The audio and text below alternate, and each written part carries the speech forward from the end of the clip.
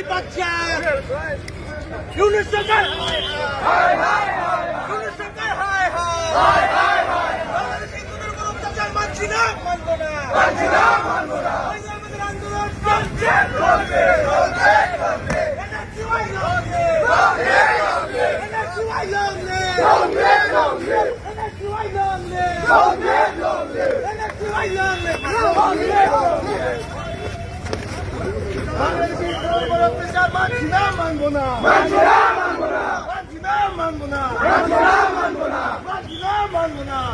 আপোনালোক সকলো অৱগত যে যোৱা দুদিনমান আগতে আমাৰ বাংলাদেশত এখন অমানৱিক ঘটনা এটা হৈছে, য'তে আমি দেখা পাইছোঁ যে বাংলাদেশত দীপু চন্দ্ৰ দাস নামৰ এগৰাকী আমাৰ হিন্দু ভাতৃক কেনেকৈ নিৰ্মমভাৱে কিছুমান আমি ক'ব লাগিব সিহঁতীয় কিছুমান কুলাংগাৰসকলে কেনেকৈ নিৰ্মমভাৱে হত্যা কৰিছে।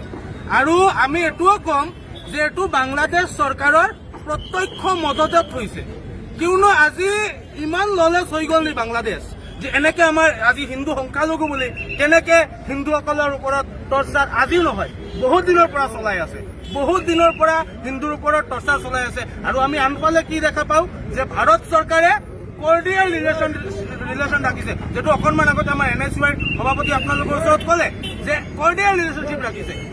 এই কৰ্ডিয়েল ৰিলেশ্যন যিটো আছে সেইটো মোদী চৰকাৰে অতি সোনকালে বন্ধ কৰি দিব লাগে। যোৱাকালি আমি দেখা পাইছো আমাৰ বিজেপিৰ কাৰ্যকৰ্তাসকলে প্ৰটেষ্ট কৰিছে। আৰে ভাই, আমি ঠিকাদাৰী হিন্দুত্ব নকৰো কংগ্ৰেছে, ডিৰেক্ট কথা। এটা ঘটনা হৈছে, যোৱাকালি আমি দেখা পাইছো সিহঁতৰ প্ৰটেষ্টত সিহঁতে হাঁহি আছে, মজা কৰি আছে, ফূৰ্তি কৰি আছে। কোন ভোটত আহি আছে কোন ভোটত অহা নাই সেইটো আমি দেখা পাইছো ছচিয়েল মিডিয়াত, যে আমি ভোটত অহা নাই মানে ভোটত অহা তুমি মানুহজন যে মৰিছে সেইটো মেইন নহয়। তাৰমানে এইটো স্পষ্ট যে বিজেপিয়ে হিন্দুৰ ঠিকাদাৰী কৰি আছে। কেলে তেওঁলোকে এতিয়ালৈকে এক্সপৰ্ট ইম্পৰ্টটো বন্ধ কৰা নাই? আমিতো ইয়াতে মিলি আছো, ইয়াৰ প্ৰমাণ আপোনালোকৰ লাগে। চাওক, এওঁ হৈছে চলমান তালুকদাৰ, এওঁ আমাৰ ভাতৃ নহয় নেকি? আমি ইয়াতে হিন্দু মুছলিম মিলি থকা নাই নেকি? আমাৰ ইয়াতেতো এনেকুৱা হোৱা নাই, কিন্তু তাতে যে হৈছে এতিয়ালৈকে ভাৰত চৰকাৰে কেলে ইণ্টাৰফেৰেঞ্চ কৰা নাই? আজি থাকিব লাগিছিল ইন্দিৰা গান্ধী ডাঙৰীয়া, আজি থাকিব লাগিছিল ৰাজীৱ গান্ধী ডাঙৰীয়া, আজি থাকিব লাগিছিল মনমোহন সিং ডাঙৰীয়া। তেনেহ'লে আপোনালোকে দেখিলে হয় 24 আৱাৰ্ছ নালাগে বাংলাদেশক ঘূৰাই দিবলৈ, 24 আৱাৰ্ছ নালাগে। 1971ত আমি ভাৰতবৰ্ষই পাকিস্তানৰ পৰা সিহঁতক মুক্তি দিছিলো। যদি আমি মুক্তি দিব পাৰি তেনেহ'লে আমি সিহঁতক ঘূৰাই দিবলৈ 5 মিনিট নালাগে। 5 minutes, it will take 5 minutes.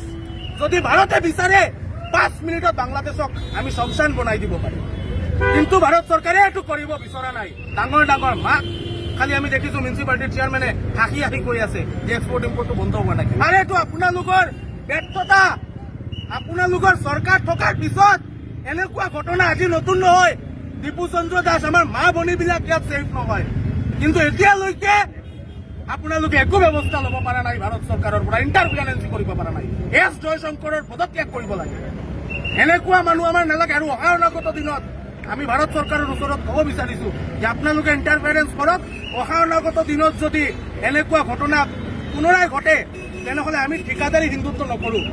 ৰামৰ নাম লৈ আমি ৰাজনীতি কৰা মানুহ নহয়। মই শুভজিৎ চক্ৰৱৰ্তী, ব্ৰাহ্মণ ল'ৰা, মোৰ লগত জাতৰ বৰাই দি মোৰ লগত লাভ নাই। মোৰ ঘৰত শ্ৰীৰাম নৱমী হৈ থাকে, তো মই পিঠিত টেগ লগাই ঘূৰি নাথাকো নহয়। আজি যদি ইয়াৰ লগত মোৰ মৰমটো অন্তৰৰ পৰা হ'ব, চবক দেখাব নালাগে। চলমান তালুকদাৰৰ লগত মোৰ মৰম অন্তৰৰ পৰা মৰম আছে। আমি ঠিকাদাৰী হিন্দুত্ব নকৰো, আমাৰ হিন্দুৰ প্ৰতি প্ৰেম আছে। আৰু অনাগত দিনত যদি হ'ব, সকীয়াই দিব বিচাৰিছো বদমাছ ইউনুছক, যে পৰিণামটো ভয়াৱহ হ'ব।